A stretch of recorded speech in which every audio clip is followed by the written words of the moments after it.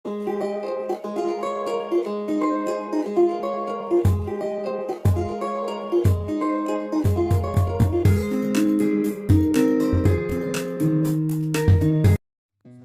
warahmatullahi wabarakatuh. Perkenalkan, nama saya Muhammad Relpaka. Saya dari kelas 2E, jurusan PGSD. Nah, pada video kali ini saya akan menjelaskan pertanyaan, yaitu nomor 1, bagaimana implikasi dari teori belajar dalam pembelajaran di sekolah. Nah, yang pertama yaitu pandangan teori behaviorisme tentang belajar.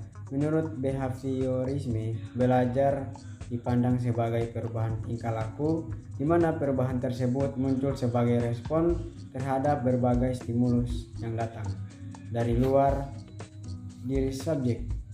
Secara teoretik, belajar dalam konteks behaviorisme melibatkan 4 unsur pokok, yaitu drive, stimulus, respon, dan reinforcement. Apa yang dimaksudkan dengan drive yaitu suatu mekanisme psikologis yang mendorong seseorang untuk memenuhi kebutuhannya melalui aktivitas belajar. Kemudian bagian B, pandangan teori kognitif, yakni tentang belajar sama halnya dengan behaviorisme. Teori kognitif juga merupakan bidang kajian psikologi yang banyak digunakan untuk menjelaskan fenomena belajar manusia. Satu teori yang muncul sebagai reaksi terhadap kelemahan mendasar dalam teori perubahan perilaku yang tampak bagi para penganut teori kognitif. Belajar bukan hanya sekadar interaksi antar stimulus dan respons, melainkan melibatkan juga aspek psikologis yang lain, yaitu mental, emosi, dan persepsi, yang menyebabkan orang memberikan respon terhadap sebuah stimulus belajar. Kemudian bagian C, yaitu pandangan teori konstruktivisme tentang belajar. Menurut asalnya, teori konstruktivisme itu bukanlah teori pendidikan. Teori ini berasal dari disiplin filsafat, khususnya filsafat ilmu. Pada tataran filsafat, teori ini membahas mengenai bagaimana proses terbentuknya pengetahuan manusia. Menurut teori ini, pembentukan pengetahuan terjadi sebagai hasil konstruksi manusia di atas realitas yang dihadapinya. Kemudian pertanyaan nomor 2 yaitu jelaskan upaya-upaya guru dalam menghadapi perbedaan siswa. Nah, untuk upaya-upaya guru yaitu memilih metode pembelajaran yang tepat. Metode pembelajaran yang hanya membaca saja mungkin tidak cocok untuk anak yang mengandalkan kemampuan audio. Sebaliknya, tidak semua anak bisa menangkap materi dengan penjelasan. Dengan mengetahui karakter seperti apa saja yang ada di kelas, guru bisa memadukan beragam metode pembelajaran untuk satu materi agar bisa dipahami semua anak. Kemudian memperlakukan peserta didik secara adil. Tidak semua anak memiliki kemampuan yang sama dalam satu mata pelajaran. Salah satu sikap guru menghadapi perbedaan karakter ini adalah tetap memperlakukan semua siswa dengan sama rata. Selain itu, berinteraksi secara tepat. Pemahaman yang baik terhadap perbedaan individu anak adalah kunci untuk menjalin komunikasi yang baik dengan peserta didik.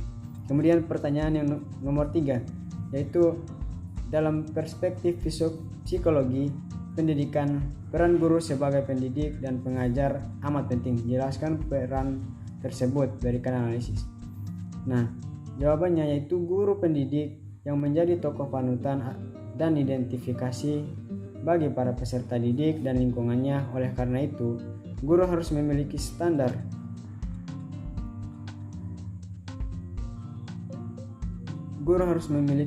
kualitas tertentu yang mencakup tanggung jawab, wibawa, mandiri, dan disiplin. Peran guru sebagai pendidik merupakan peran yang berkaitan dengan tugas-tugas memberikan bantuan dan dorongan, tugas-tugas pengawasan dan pembinaan, serta tugas-tugas yang berkaitan dengan mendisiplinkan anak agar itu menjadi patuh terhadap aturan-aturan sekolah dan norma hidup dalam keluarga dan masyarakat. Sedangkan guru sebagai pengajar lebih menekankan kepada tugas dalam merencanakan dan melaksanakan pengajaran.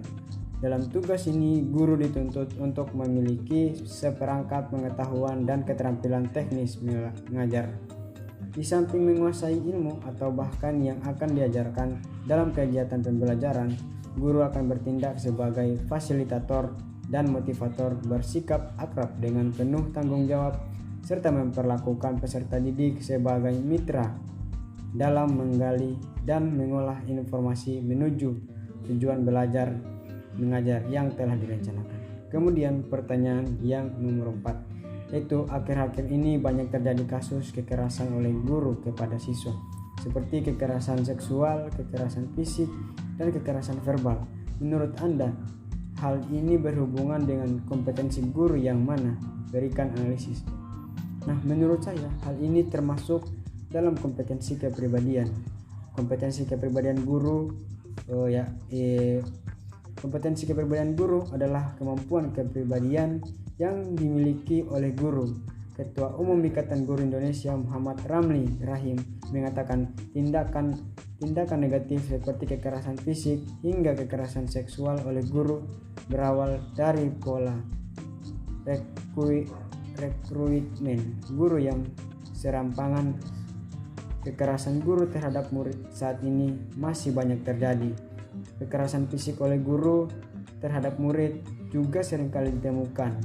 Bentuk-bentuk kekerasan juga terjadi secara nonverbal. Kejadian-kejadian berupa penyimpangan seksual dari guru kepada muridnya tak boleh lagi terjadi, serta perilaku yang lain sesungguhnya sangat memalukan dalam dunia pendidikan. Terima kasih, itulah jawaban dari saya. Sekian, wassalamualaikum warahmatullahi wabarakatuh.